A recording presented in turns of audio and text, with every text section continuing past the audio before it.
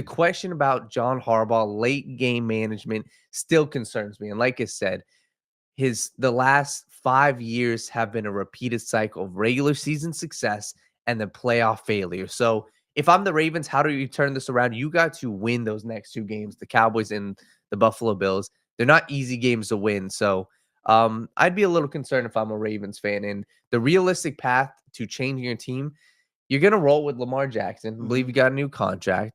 So it's just adding new talent. I really do think there's a conversation. See how the rest of the season plays out. But the late game management and, the inconsistencies of John Harbaugh, not being from a regular season, but there's serious conversation to be had if they don't make the playoffs this year.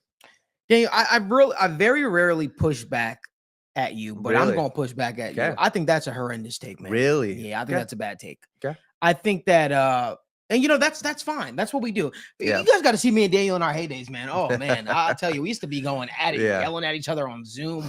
Pick a side, choose with it. Stop going with the right thing to go with and the right I'm thing. I'm not. Pick a side. Do your homework. Listen, I do my homework. Don't tell me I don't do my homework. Don't tell me I don't do my homework. Listen, I do know what I'm talking about. I'm a Patriots fan, so hold on. No, you're Malik. This is the Right Way podcast. Every time. No. One half was in New Jersey. The other half was in California. It was great. It was definitely a sight to behold. But here's one thing I'll say to you. I disagree with that. Okay.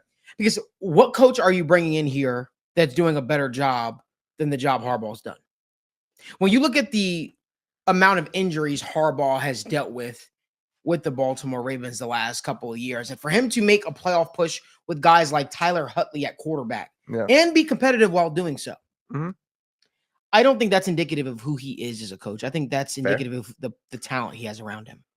I think that's indicative of who the organization has chosen to be their franchise quarterback. I think there's a reason why the Ravens were non-committal to Lamar Jackson long-term as their starter, and I think we're starting to see that play out. They probably felt that they got the best they were going to get out of a Lamar Jackson the last few seasons. There was true concern about Lamar Jackson's ability to stay healthy. Most of the offseason this year, he spent out of practice because he had an unknown sickness. These are all real things. I think Harbaugh is a phenomenal coach, and I think if they made the atrocious decision to move on from that guy, there'd probably be about 10 teams that are lined up ready to hire him as their next head coach. Yeah. I think that he's that good. I think he's the real deal. I think the Harbaugh brothers are two of the better coaches in the modern day era of football. I think his brother Jim is one of the best. Yeah. Because he wins everywhere he goes. But we're talking about John here. I think that's a little bit of an unfair assessment to him. And I think at some point we have to have.